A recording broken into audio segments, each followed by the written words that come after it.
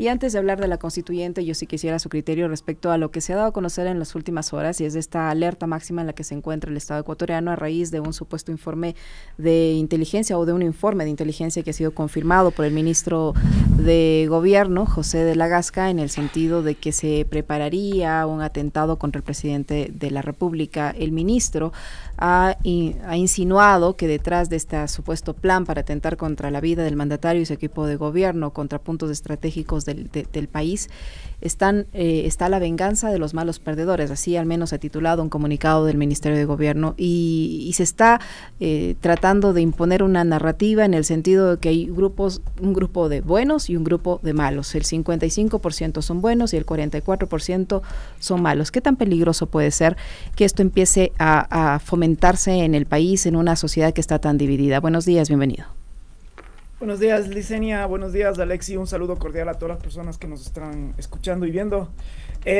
Mi primera reacción es de sorpresa, porque me llama la atención que después de muchos actos violatorios a los derechos, actos de inseguridad, no hemos encontrado ningún reporte, ninguna filtración de informes de seguridad. No tenemos informe oficial sobre las personas, los 4 niños de las Malvinas. No tenemos informe sobre el por qué fue un asunto de seguridad la salida de la periodista de Ingobernables, digamos, y de pronto aparece una situación que a mí me parece que sí es cierto, es muy preocupante, pero que lo que tiene que hacerse es tomar medidas y no publicarlo. Entonces, me llama la atención esto en relación a este informe de seguridad.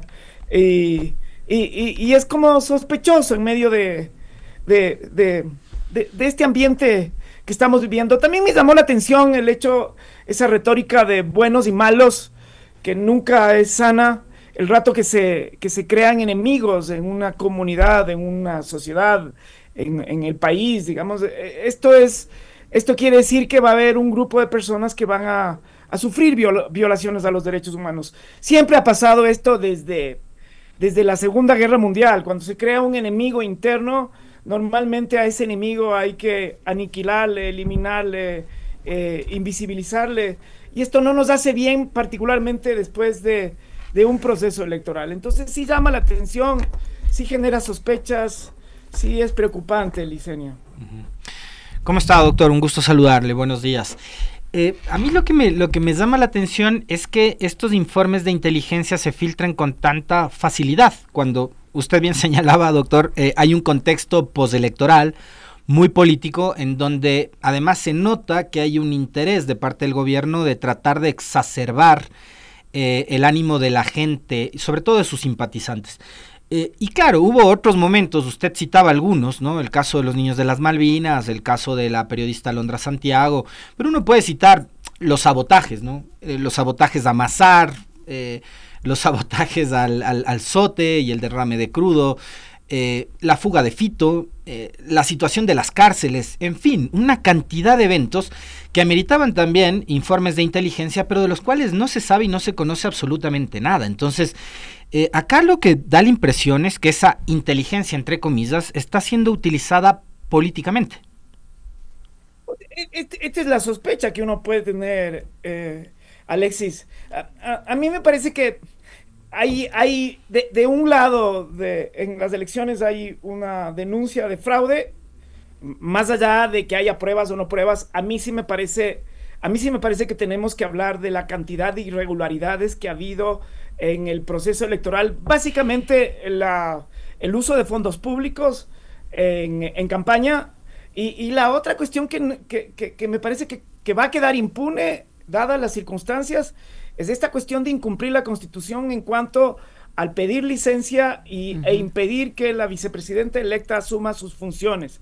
Esta cuestión, esta legitimidad de la que creo que está manchada las elecciones, más allá de la discusión de fraude o no, que hasta ahora, digamos, no hay pruebas evidentes, me parece que esa discusión se trata de dejar en un segundo plano, bajo esta idea de que el presidente y su gabinete está en una situación de terrible inseguridad, y si es que está, redoblen la seguridad, pero no creo que tiene sentido el hecho de de filtrar ese documento y de generar un ambiente y una discusión que creo que no es lo más importante ahora.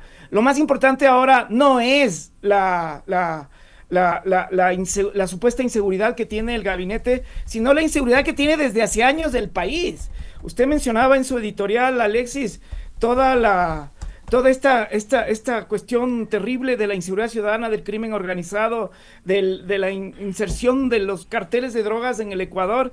Digamos, este es el problema mayor. De ahí que se deriven peligros y riesgos de los políticos, me parece que es una situación propia de un lugar que está infestado por el crimen organizado y por los carteles internacionales. O sea, ¿cuántos alcaldes tenemos hasta el momento que hayan sido asesinados? Como para sorprendernos hoy que otro político más estaría siendo objeto de algún ataque. Claro, entonces a mí me parece que es la típica cosa que pasa en este país, de que se pone en la mesa un tema y uno deja de hablar de los temas fundamentales del país. Una cortina de humo, doctor Ávila, una cortina de humo para dejar de hablar de lo que usted dice, precisamente la constante, la consecutiva violación a la Constitución, las irregularidades que han observado incluso las organizaciones internacionales o las misiones internacionales que participaron en este proceso electoral, que han citado en sus informes estas irregularidades. La situación propia de inseguridad que vive el país es una cortina de humo para hablar de este asunto específico del gobierno y dejar de hablar de temas de la crisis económica, de la crisis de seguridad, de las múltiples crisis que vive el país. Puede ser, Licenia, a mí me parece... El drama nacional es que siempre estamos discutiendo cuestiones coyunturales y nunca estamos discutiendo las cuestiones de fondo. A mí sin duda me pareció que la ley electoral que acabamos de pasar fue en desigualdad de condiciones evidente. Y me parece que todas esas vulneraciones a la Constitución y el hecho de que ni el Tribunal Supremo, ni el Consejo Nacional Electoral, ni la Corte Constitucional, ni ninguna autoridad, ni la Contraloría, ni nadie haya hecho nada para este abuso del cargo para estar en las elecciones, me parece que no es una cuestión menor. Y me parece que es una mala práctica que tiene que ser observada. Ya fue observada por los observadores internacionales, pero por las autoridades nacionales nadie ha dicho nada, y me parece que esto no le hace bien a la democracia. Entonces, puede ser que sea cierto, no sé si se usa cortina de humo o no, pero lo cierto es que estamos discutiendo sobre siempre cuestiones coyunturales. Ahora, en medio de ese contexto, doctor, se está proponiendo convocar a una Asamblea Nacional Constituyente. ¿Dentro de qué límites se podría convocar esta constituyente? ¿Y es necesario reformar por completo la Constitución? ¿Deberían hacerse cambios parciales? ¿Es ahora la Constitución la responsable de los problemas que tiene el país, como aseguran voceros del gobierno? ¿Qué es lo que va a pasar con esto? O sea, ¿dentro de qué margen se puede modificar la Constitución? A ver, algunas cuestiones alrededor de eso, Licenia. La primera es que sí creo que hay cuestiones hay instituciones de la Constitución que se han demostrado no han funcionado. Y creo que lo evidente es del Consejo de Participación Social. De ahí uno puede pensar si es que realmente también es una función del Estado o no, la función electoral, si conviene o no, cómo está conformado el Consejo de la Judicatura. Digamos, hay un montón de pequeños cambios que se pueden hacer y que creo que han sido diagnosticados ya y que creo que hay que hacerlos. Y que la Corte Constitucional ya ha dicho en varias resoluciones que esos cambios pueden hacerse por reforma parcial. Cuando uno lee con atención los discursos que están atrás de la Asamblea Constituyente, el presidente, por ejemplo, se ha pronunciado básicamente sobre dos aspectos que a él le parecen que son inadecuados. El uno tiene que ver con la seguridad y el otro tiene que ver con la economía. En la seguridad él ha mencionado cuestiones como el hipergarantismo, ha mencionado cuestiones como el endurecimiento de penas, ha dicho que no se puede tratar a los delincuentes o que no pueden tener los delincuentes iguales derechos que las víctimas. Y en lo económico él ha hablado sobre las leyes tributarias y sobre las leyes mercantiles y sobre la necesidad de que hay que adecuar las leyes a la realidad. De ese discurso, Licenia, de ese discurso, todas las cosas que el presidente tiene en su cabeza se pueden hacer, ni siquiera con reforma constitucional, sino con políticas económicas y con políticas criminales que creo que no son claras. Así que me parece que si es que ese es el discurso para hacer una asamblea constituyente, no estamos en el mejor escenario. La Asamblea Constituyente requiere algunos pasos que son complejos y creo que ni siquiera al gobierno le convienen. Se necesita convocar por 3 veces a la ciudadanía a procesos participatorios electorales. El uno para que se apruebe o no el estatuto y la necesidad de irse a una asamblea constituyente. El segundo es para elegir a las personas que según el estatuto que se haya presentado vayan a ser los constituyentes. Y el tercero es para ratificar o no en referéndum la Constitución. Todo esto es en el transcurso de un año. Y en un año, en los tiempos políticos de este país, pueden pasar una cantidad enorme de circunstancias que ni siquiera al mismo gobierno le conviene. Yo creería que hay que hacer una reforma, y las reformas que se han debatido en el ámbito constitucional público, esas se las puede hacer mediante enmienda o reforma parcial. El desgaste de una constituyente creo que no le conviene al gobierno, ni tampoco creo que la Constitución tiene instituciones tan malas como para que se haga una asamblea constituyente. Este es mi criterio, Licenia.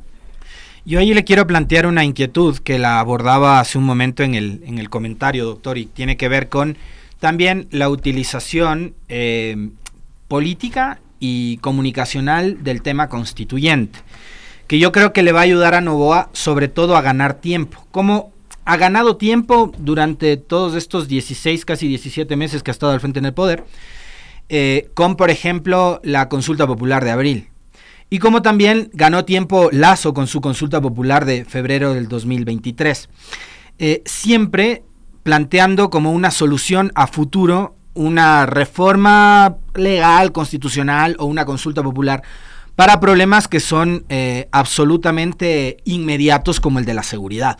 Entonces, como tienen tanto apoyo mediático, como tienen tantas vocerías, usted ya me imagino sabrá a quién me refería yo con el tuit que hablaba de estos eventos violentos repentinos, decía, ¿no? Olvidándose que hemos tenido el inicio de año más violento de la historia. Yo creo que el gobierno de Noboa van a utilizar el tema de la constituyente primero para ganar tiempo y después para endosarle a la actual constitución vigente los grandes males y problemas que tiene este país. Es decir, la constitución de Montecristi impide la participación de privados en la inversión pública para la generación eléctrica. Eso ya nos lo dijeron durante el año pasado en los apagones. Y ahora también la constitución de Montecristi será la gran aliada del narcotráfico, de la violencia, de la inseguridad, de los grupos de crimen organizado. Yo preveo un escenario de ese estilo, ¿no?, para justificar la instalación de una constituyente, pero adicionalmente para que el gobierno de Noboa gane tiempo. Yo no sé si usted ve esa posibilidad. Puede ser, Alexis, puede ser que se use la constituyente como otra vez una especie de cortina de humo sobre políticas y sobre cuestiones económicas que están atrás del gobierno. Por ejemplo, a mí me parece que si es que una constituyente o el debate alrededor de una constituyente hace que no estemos mirando cuestiones tan graves como la minería ilegal o la minería legal a cielo abierto en la Amazonía, que me parece que es uno de los problemas más graves que está pasando en el Ecuador, tanto la legal como la ilegal. Me parece que si eso va a pasar, una especie de facto, el entrar a un régimen de liberalización de la economía, si esto es una estrategia, digamos, yo puedo entender porque eso sí va a pasar. Todos los juristas, los medios de comunicación vamos a estar atrás de las reformas, de las cosas que están pasando, cuando en el fondo puede ser que estén pasando cosas más graves. Yo creo que la Constitución ha demostrado resolver conflictos jurídicos graves, como por ejemplo la muerte cruzada. Ha demostrado también que puede, a pesar de las restricciones que tiene la Constitución para una liberalización de la economía, ha permitido que existan gobiernos liberales como el del mismo Lenin, de Lasso y de Noboa, y me parece que por ahí no debería ir el asunto. La Constitución a mí me parece que está hecha, cuando uno mira el texto constitucional, está hecha para sociedades que son fatalmente inequitativas como la ecuatoriana. La palabra equidad social, igualdad, aparece más de 50 veces en la Constitución, y eso es precisamente lo que requiere este país. Requiere no una constitución liberal, que creo que va a ser, que fue la que llevó en el año 98 a la crisis bancaria del año 99. Lo que necesitamos más bien, en lugar de reformar las instituciones económicas de Montecristi, lo que necesitamos es cumplir esos derechos. Ahí hay un programa político, Alexis, tan importante, que habla de cuestiones como la soberanía alimentaria, como las soberanías energéticas, habla de cuestiones sobre la igualdad, la no discriminación, la inclusión de grupos sociales, el reconocimiento de grupos vulnerables. Digamos, ahí está el Ecuador retratado en lo que se necesita hacer para la gente más vulnerable. Y yo creo que esto, digamos, esto tiene que, en lugar de reformarse, aplicarse. Las cuestiones, insisto, sobre algunos defectos de Montecristi que tienen que ver con diseños institucionales, se los puede corregir mediante reforma parcial. Doctor, hay mucha incertidumbre por lo que pueda ocurrir, tomando en cuenta el contexto que usted citaba anteriormente de irrespeto a la norma y a la Constitución. Si no se ha respetado la Constitución durante todo el proceso electoral y se convoca bajo ese mismo contexto a una constituyente, ¿qué garantías tienen los ciudadanos de que se haga una constituyente en beneficio de los ecuatorianos y no a la medida del gobierno? ¿Qué límites va a tener esa constituyente? ¿Plenos poderes? ¿O va a terminar siendo una herramienta para la restricción de derechos que se han ganado por luchas de varios años y que se impregnaron en la Constitución del 2008? Licenia, a mí sí me da un poco de temor este irrespeto que se ha manifestado en el año de gobierno del señor Noboa con relación a la Constitución y a los instrumentos internacionales de derechos humanos. A mí me parece que esos dos irrespetos, el uno, de haber entrado a la Embajada de México, digamos, cuestión que ni siquiera los gobiernos autoritarios de los años 70 hicieron, de irrespetar, digamos, una institución tan importante como la del refugio, y la otra de no, a pesar de todos los llamados de atención, que fueron muy sutiles, quizás no con la suficiente fuerza y claridad que la Corte Constitucional le hizo sobre estados de excepción, por ejemplo, y sobre la sucesión de la vicepresidenta, que no fue respetado en absoluto por el presidente, a mí sí me dan temor de que bajo esa idea de triunfalismo pueda convocar a una constituyente sin las reglas de la Constitución y sin respetar los dictámenes de la Corte Constitucional. Espero que eso no pase. Más allá de eso, también la Corte Constitucional ha ido definiendo en sus distintos dictámenes algunos límites que debe tener una asamblea constituyente. Entre esos límites está, por ejemplo, que no puede ser de plenos poderes. Y no puede ser de plenos poderes porque un gobierno, un Estado republicano, tiene que existir división de poderes y tiene que haber controles de unos sobre otros. Entonces, una asamblea de plenos poderes, digamos, está, al menos por los dictámenes de la Corte, no está permitido. La otro límite es los derechos humanos y de la naturaleza, que están reconocidos, y por el principio de progresividad y no regresividad que está en la misma Constitución. Se supondría que si es que hay una asamblea constituyente, y por todos los tratados internacionales y por la jurisprudencia de la Corte, no se podría dar un paso atrás en términos de derechos. Eliminar, por ejemplo, derechos que son tan importantes ahora, como el de la consulta previa, libre e informada de los pueblos indígenas, como la consulta ambiental, como los derechos de la naturaleza. Me parece que esto está vedado a un posible proceso constituyente. Entonces, hay límites que están ahí, hay límites que tienen que ver con con los derechos, y hay límites que tienen que ver con la prohibición de poderes absolutos o plenos poderes por parte de esta asamblea instituyente. Entonces, no se puede hacer cualquier cosa, y quizás lo único que se podría hacer y que convendría es hacer algunos retoques relacionados con la concepción del poder que está ahí en la Constitución de Montecristi. Al no ser de plenos poderes, ¿qué pasaría, por ejemplo, con la actual Asamblea Nacional, que va a posesionarse el próximo 14 de mayo, doctor? ¿Tendría que coexistir con la Asamblea Constituyente que convoque Noboa, o mandaría a la casa a los nuevos 151 legisladores?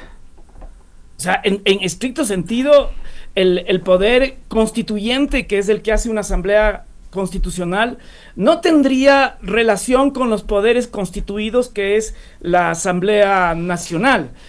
A mí sí me parece que, mirando hacia atrás, sí fue un error de Montecristi el hecho de que disuelva la Asamblea Nacional, porque hay un tiempo ordinario, que es del poder constituido, y hay un tiempo extraordinario, que es de la definición de la Constitución, que es temporal y que tiene que tener como única, o debería tener como única misión, el redactar, el consensuar sobre la Constitución.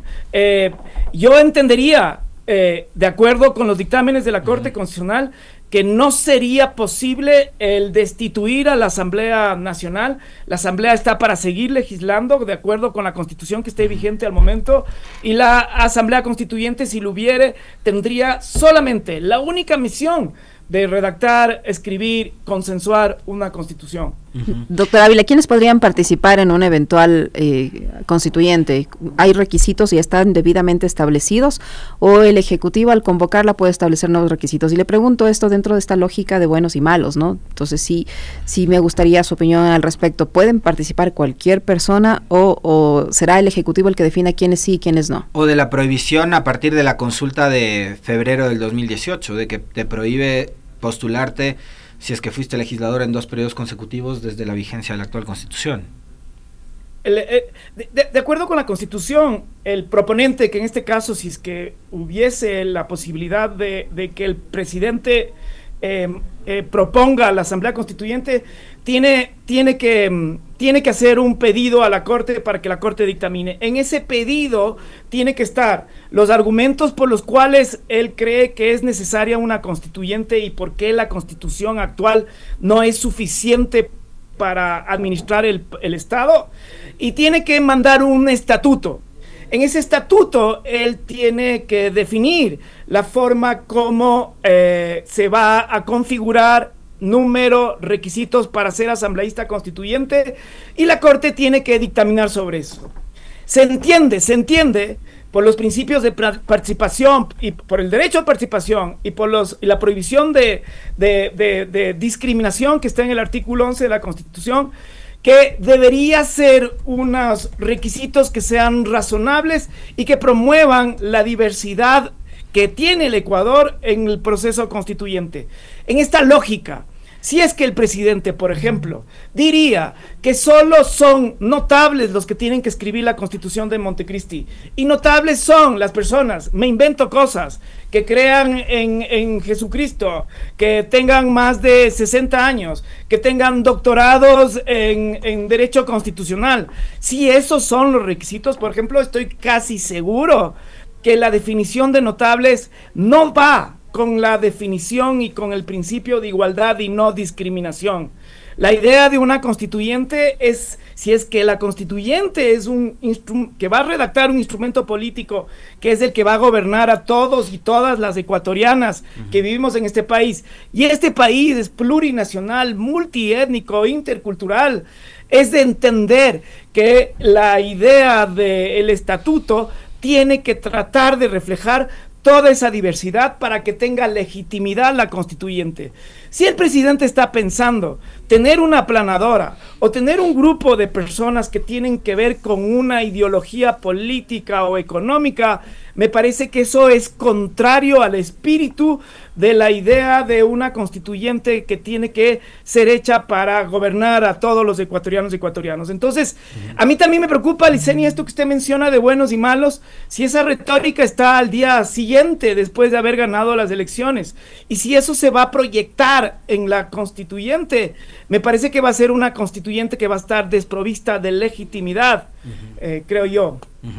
Ahí, doctor, yo quería plantearle también en el mismo sentido, discutiendo sobre lo que podría ser y los temas que va a discutir la constituyente, incluirle algo sobre temas políticos también, ¿no? Porque hay que analizar el momento en el que se podría dar justamente esta constituyente después de la victoria que ha obtenido el señor Noboa en las elecciones del pasado domingo, y que tiene que ver también con un momento complicado en la geopolítica. No solamente con lo que pasa a puertas de adentro en el país, sino lo que está pasando en Europa, por ejemplo, con una suerte de avanzada bastante agresiva de sectores más de ultraderecha, y lo propio viene pasando acá desde el aparecimiento de Bolsonaro, de lo que ha sido siempre el centro democrático de Uribe en Colombia, lo de Milei en la Argentina, ahora lo de Trump en los Estados Unidos. Vemos que en Ecuador una táctica y una estrategia que les ha dado mucho resultado es hacernos creer de que las ideologías ya no existen, y ese ha sido, creo que uno de los mayores logros de las derechas, es justamente meternos en esa discusión de que ya nada es ideológico, de que todos son causas, y así las causas que se han ido imponiendo en esta guerra cultural, que creo yo, estoy convencido de eso, le está ganando la derecha, al menos en países como el nuestro, de momento, que esto puede virarse, ojalá pronto así suceda, pero de momento eso es lo que ha pasado. Entonces, ir en un contexto como ese, con una avanzada tan fuerte, tan agresiva de las derechas hacia un proceso constituyente, ¿qué podría significar? Le planteo esto ¿por qué? Porque, por ejemplo, durante el último fin de semana ya se empezó a hablar de que la jubilación patronal, por ejemplo, entraría en discusión, ¿no? Entonces ya vienen a imponer en la agenda mediática temas relacionados con los derechos laborales. La seguridad social. Así es, la contratación por horas, la seguridad social, acceso a educación, a salud gratuita, etcétera. Son muchos aspectos importantísimos de los cuales ahora todavía medio se encarga el Estado, pero que más adelante podrían decir, no, esto tiene que pasar a manos privadas. Entonces, sobre la base de estos temas que yo le planteo políticamente también, ¿qué podría pasar en una constituyente manejada y controlada por sectores como a los que representa en este momento Daniel Noboa y la gente que le acompaña? A ver, la primera cosa, Alexis, que usted estaba mencionando, que creo que es importante, yo sí creo que el debate de ideologías políticas es importante, siempre ha sido importante y va a ser importante. Y cuando uno habla de ideologías, atrás hay definiciones que uno tiene que tomar posición. Por ejemplo, es el rol del Estado. Para la derecha, por ejemplo, el rol del Estado es un Estado mínimo, es un Estado que cobra pocos impuestos, es un Estado que no se mete en la economía de la gente, que no se mete en la economía de un Estado, y es un Estado, digamos, debilucho en términos de control de poderes económicos. Ahí hay una ideología, y esa ideología todavía yo creo que se puede ver como una ideología de derecha. En cambio, en la lógica de la izquierda, a mí me parece que en sociedades que son tan inequitativas, como todas las occidentales y como todas las de la región latinoamericana y como Ecuador, donde la concentración de la riqueza está en poquísimas manos, donde existe una gran masa de gente que es pobre, donde cada vez la gente, digamos, pasa hacia los estados de extrema pobreza, donde hay migración, donde hay inequidad, donde hay exclusión, donde no hay acceso a servicios públicos. Ahí tiene sentido, Alexis, tiene sentido un Estado que sea fuerte, un Estado que sea distribuidor de riqueza, un Estado que tenga la capacidad de cobrar impuestos, un Estado que tenga la capacidad de tener hospitales públicos para la gente pobre y que tenga escuelas de calidad para la gente pobre. Digamos, eso no se hace con estados débiles. Y esa lógica es de izquierda. Entonces, los debates de derecha e izquierda son importantes. Otro aspecto donde se ve la izquierda y la derecha tiene que ver, por ejemplo, en la concepción de los derechos. Para la derecha, los derechos son solamente individuales y la lógica es la libertad individual y la dignidad y todo individual, digamos, sin importar el colectivo. En la lógica de izquierda, en cambio, los derechos se ejercen con una proyección colectiva. Y entonces es importante, por ejemplo, cobrar impuestos para distribuir a un colectivo de gente. En cambio, para la derecha, por la libertad económica y la libertad de que el Estado no se meta, no cobre impuestos, yo me hago más rico, digamos, ahí hay una diferencia enorme. Entonces, ser de izquierda y ser de derecha sigue siendo orientador en las políticas públicas y también en la política en general. Así que las personas que hablan de que las ideologías ya no tienen sentido, a mí me parece que son personas que se ubican en el status quo y en la derecha y en lo conservador. Otra cuestión, y la última que menciono, tiene que ver con la relación con la naturaleza. La derecha tiene una lógica extractivista y de acumulación infinita de recursos. Y esto por sobre la cuestión ambiental, ecológica y social. No le importa dividir comunidades y no le importa destrozar una montaña o talar árboles con tal de que la gente se enriquezca y tener crecimiento económico. En la lógica de izquierda, en cambio, la protección de la naturaleza y de los pueblos es importante. Y entonces se sacrifica los intereses corporativos para proteger las comunidades y también para proteger el medio ambiente, que es el que nos da la vida y sustento. Ahí puede ver usted, Alexis, esta cuestión de las diferencias entre izquierda y derecha que sigue siendo importante.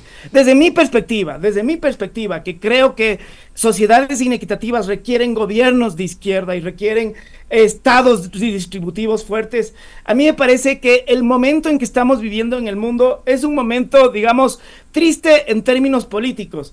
Y aquí también hay que entender el contexto en el que estamos viviendo. De alguna manera, la izquierda nos hemos pulverizado en demandas identitarias, hemos estado peleando los derechos de los LGBTs, del feminismo, el ecologismo por un lado, el animalismo por otro, y en el fondo no hemos cuidado la estructura económica y social que es la que genera la inequidad. A mí me parece que ante ese fracaso de la izquierda contemporánea, lo que tenemos es un resurgimiento de la derecha que va a ser fatal en muchos sentidos. En uno de esos es que el colapso climático va a ser peor y no se va a detener, y en otros sentidos es que la acumulación de la riqueza va a seguir exacerbándose.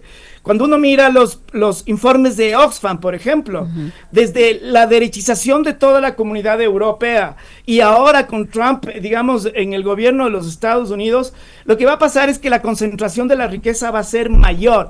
Ahora tenemos un 1% de la población que tiene el 60% de la riqueza global, y eso es producto de gobiernos y de una estructura política liberal, neoliberal. O sea, esto es así. Si tenemos que revertir eso, yo creo que hay que hacer un mea culpa, un auto de conciencia en la izquierda y volver a pensar en las cuestiones que son lo importante para la izquierda, que es la idea de la igualdad, la no exclusión, la no discriminación y de gobiernos que sean equitativos y redistributivos. Por ahí me parece. Entonces sí creo, Alexis, que la derecha es la derecha en el mundo global, y si es que esto ojalá no pase en el Ecuador, porque Ecuador, digamos, tenemos una historia de movimientos sociales que han sido activos políticamente y que siempre han apostado, casi siempre han apostado a proyectos de cambio y transformación.